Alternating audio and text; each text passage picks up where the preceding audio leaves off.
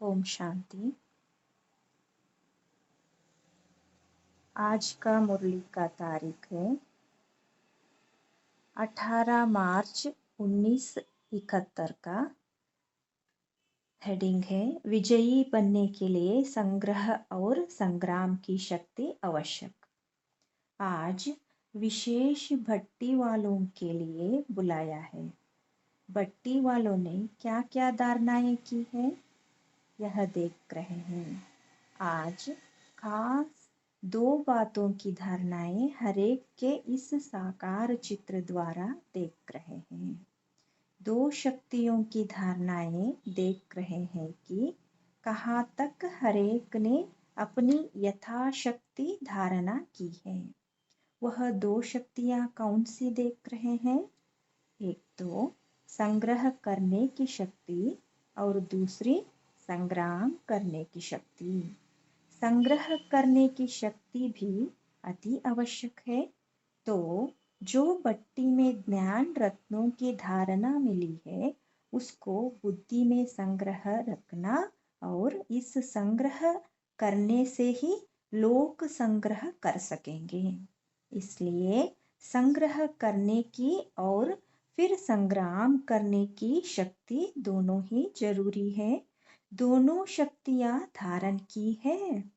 दोनों में कोई की भी कमी होगी तो कमी वाला कभी भी सदा विजयी नहीं बन सकता। जिसमें जितनी संग्रह करने की शक्ति है उतनी ही संग्राम करने की भी शक्ति रहती है। दोनों शक्तियां धारण करने के लिए भट्टी में आए हो तो शक्ति स्वरूप बने हो। भट्टी से कौन से वरदान प्राप्त किया है? भक्ति मार्ग में वरदान देते हैं ना, पुत्रवान भव, धनवान भव। लेकिन इस भट्टी से क्या मुख्य वरदान मिला? शिक्षक बने व मास्टर वरदाता भी बने।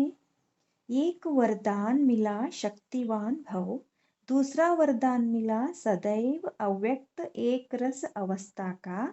इन दोनों वरदानों में दोनों ही बातें समाई हुई है।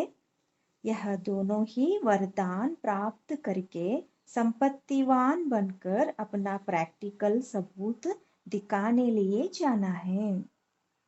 ऐसे नहीं समझना कि घर जा रहे हैं व अपने स्थान पर जा रहे हैं, लेकिन जो शक्तियां व वरदान लिए हैं उनको प्रैक्टिकल करने के लिए विश्व स्टेज पर जा रहे हैं, ऐसे समझना है। स्टेज पर एक्टर को कौन सी मुख्य बातें ध्यान में रहती है? अटेंशन और एक्यूरेसी, यह दोनों ही बातें याद रहती है। ऐसे ही आप लोग भी अब स्टेज पर एक्ट करके बाप दादा को प्रत्यक्ष करने के लिए जा रहे हो तो यह दोनों ही बातें याद रखना। हर सेकंड हर संकल्प में अटेंशन और एक्यूरेट, नहीं तो बाप दादा को प्रत्यक्ष करने का श्रेष्ठ पार्ट बजा नहीं सकेंगे। तो अब समझा क्या करने जा रहे हो? बाप दादा को प्रत्यक्ष करने का पार्ट प्ले करने जा रहे हो। यह लक्ष्य रख करके जाना। जो भी कर्म करो पहले यह देखो कि इस कर्म द्वारा बाप दादा की प्रत्यक्षता होगी। ऐसे भी नहीं कि सिर्फ वाणी द्वारा प्रत्यक्ष करना है, लेकिन हर समय के हर कर्म द्वारा प्रत्यक्ष करना है। ऐसे प्रत्यक्ष करो जो सभी आत्माओं के मुख से यह बोल निकले कि यह तो एक एक जैसे साक्षात बाप के समान है। आपका हर कर्म दर्पण बन जाए, जिस दर्पण से बाप दादा के गुणों और कर्तव्य का दिव्य रूप और रूहानियत का साक्षात्कार हो। लेकिन दर्पण कौन बन सकेगा? जो न सिर्फ संकल्पों को लेकिन इस देहाभिमान को भी अर्पण करेगा। जो देहाभिमान को अर्पण करता है उसका हर कर्म दर्पण बन जाता है। जैसे कोई चीज अर्पण की जाती है तो फिर वह अर्पण की हुई चीज अपनी नहीं समझनी चाहिए। तो इस देह के भान को भी दर्पण करने से जब अपनापन मिट जाता है तो लगाव भी मिट जाता है। ऐसे समर्पण हुए हो। ऐसे समर्पण होने वालों की निशानी क्या हो रहेगी? एक तो सदा योग युक्त और दूसरा सदा बंधन मुक्त। जो योग युक्त होगा वह बंधन मुक्त जरूर होगा। योग युक्त का अर्थ ही है देह के आकर्षण के बंधनों से भी मुक्त। जब देह के बंधन से मुक्त हो गए तो सर्व बंधन मुक्त बन ही जाते हैं। तो समर्पण अर्थात सदा योग युक्त और सर्व बंधन मुक्त, यह निशानी अपनी सदा कायम रखना। अगर कोई भी बंधन युक्त होंगे तो योग युक्त नहीं कहलाएंगे। जो योग युक्त होगा तो उनकी परख यह भी होगी जो उनका हर संकल्प हर कर्म योग युक्त होगा। क्योंकि जो भी युक्तियां सर्व प्रकार की मिली है उन युक्तियों की धारणाओं के कारण युक्ति युक्त और योग युक्त रहेंगे। समझा? परख की निशानी। इससे अपने आप को समझ सकते हो कि कहाँ तक पहुँचे हैं। इसलिए कहा कि संग्रह और संग्राम की शक्ति दोनों बढ़कर जाना। रिजल्ट क्या देखें? सर्टिफिकेट मिला। एक अपने आप से सर्टिफाइड होने का सर्टिफिकेट लेना है। दूसरा सर्व को सर्टिफाइड करने का सर्टिफिकेट लेना है। और तीसरा संपूर्ण समर्पण बनने का।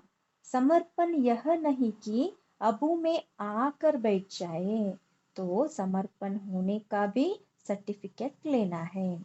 चौथा, जो भी ज्ञान की युक्तियां मिली उनको संग्रह करने की शक्ति का सर्टिफिकेट भी लेना है। यह 4 सर्टिफिकेट अपनी टीचर से लेकर जाना। कोई बात में 100 मार्क्स भी इस ग्रुप को है। वह कौन सी बात? पुरुषार्थ के बोलेपन में 100% है। पुरुषार्थ में बोलापन ही अलबेलापन है और एक विशेष गुण भी है। वह यह है कि सभी को अपने में परिवर्तन करने की तीव्र इच्छा जरूर है। इसलिए बाप दादा इस ग्रुप को उम्मीदवार ग्रुप समझते हैं। लेकिन उम्मीदें अब पूरी कर सकेंगे जब सदैव नम्रचित्त होकर चलेंगे। उम्मीदवार क्वालिटी हो, लेकिन जो क्वालिटीज मिली है उनको धारण करते चलेंगे तो प्रत्यक्ष सबूत दे सकेंगे। समझा? ज्ञान का साज सुनने में और राज सुनने में अच्छा है, लेकिन जब क्या करना है? राजयुक्त बनना है। योग अच्छा है लेकिन योग युक्त बनना है। बंधन मुक्त बनने की इच्छा है, लेकिन पहले देह अभिमान का बंधन तोड़ना है। फिर सर्व बंधन मुक्त आपे ही बन जाएंगे। समझा? अभी यही कोशिश करना। सबूत मूर्त और सपूत बनना है। शक्तिवान और संपत्तिवान बने हो। हर एक ने अपने आप से प्रतीक्षा भी की है, प्रतिज्ञा भी की है। जो प्रतिज्ञा की जाती है उसको पूर्ण करने के लिए पावर भी अवश्य इकट्ठी करेंगे। कितना भी सहन करना पड़े, सामना करना पड़े, लेकिन प्रतिज्ञा को पूरा करना ही है।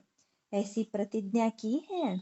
भले सारे विश्व की आत्माएं मिलकर भी प्रतिज्ञा से हटाने की कोशिश करें तो भी प्रतिज्ञा से नहीं हटेंगे, लेकिन सामना करके संपूर्ण बन करके ही दिखाएंगे।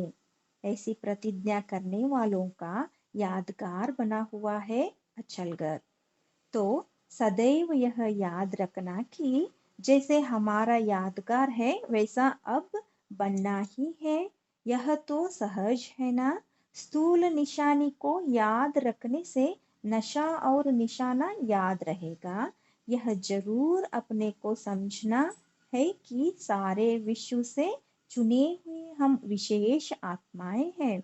जितनी विशेष आत्माएं उतनी उनके हर कर्म में विशेषता होती है। विशेष आत्मा हो ना कम नहीं हो। सभी मधुबन निवासियों को अपने को प्रैक्टिकल विशेष आत्माएं दिखाकर अपने इस ग्रुप का नाम वाला करना है। ऐसा ही लक्ष्य रखना कि कहेंगे कम लेकिन करके दिखाएंगे। आपके इस ग्रुप की यह विशेषता देखेंगे। स्टेज पर जाकर ऐसा पार्ट बजाना जो सभी वंस मोर एक बार और एक बार भी करे। समझा? आपकी निमित्त टीचर आपके ग्रुप को बार बार निमंत्रण दे और ग्रुप को एक एग्जाम्पल बनकर दिखाना है। कोई अच्छा कर्म करके जाता है तो वह बार बार याद आता है, तो यह ग्रुप भी ऐसा कमाल करके दिखाए। अच्छा, ओम शांति। धन्यवाद बाबा।